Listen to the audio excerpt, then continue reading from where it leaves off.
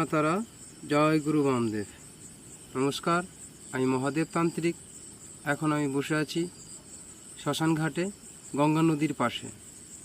এখন টাইমটা হচ্ছে 1:53। এই টাইমে আশা করি কেউ এরকমভাবে ভিডিও আপনারা ইউটিউবে এখনও দেখেননি।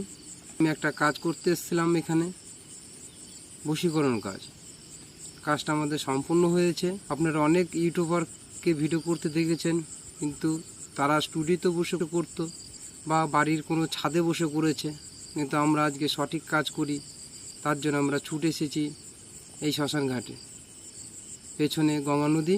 আমি একবার আপনাদের দেখাতে বলবো গঙ্গাটাকে, প্লাস আমাদের শ্মশানটাকে।